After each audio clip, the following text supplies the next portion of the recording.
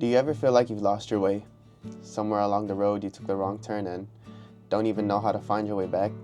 Looking at your friends' social media and seeing them live their best life, and it looks like they have their whole life together, and it seems they passed you in almost every area possible. And then you try to distract yourself by scrolling for hours and hours, trying to get away from the boring, mundane life.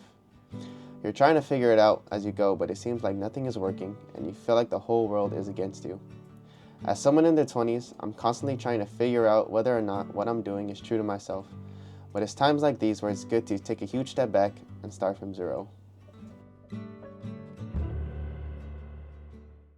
An easy way to find your footing is to go back to the hobbies you previously enjoyed.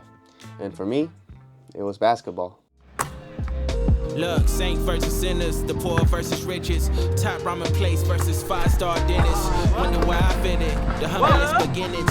Had to take some losses before I saw my first winnings. Playing video games.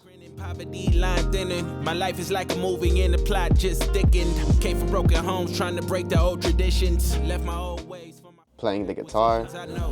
No such thing as playing both sides, I know. Life is better in the dope ride.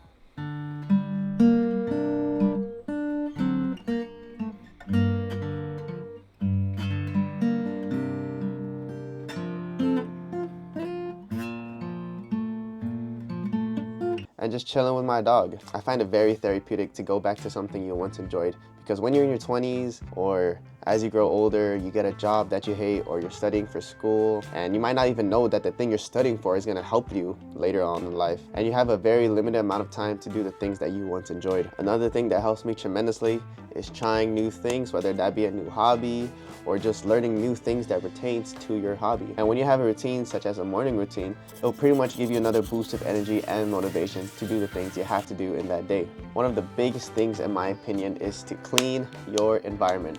Once again, is to clean your environment. Now, before I was once a person to complain about cleaning.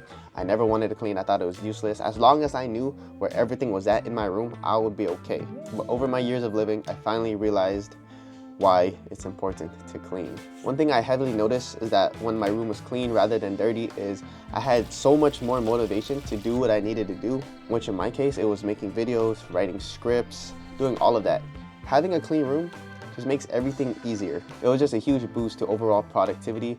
For example, when my desk is dirty, it's so difficult for me to lock in and write a script, but when my desk is clean, it's organized, it's super easy to write a script. I can stay here for hours just writing as long as my desk is clean. And honestly, a clean room just gives me the mental clarity I need. Also, I've noticed that when my room is clean, it allows me to be more creative, and I think it's just because there's nothing in the way to distract me of what I need to do. Overall, a clean environment leads to a clean brain.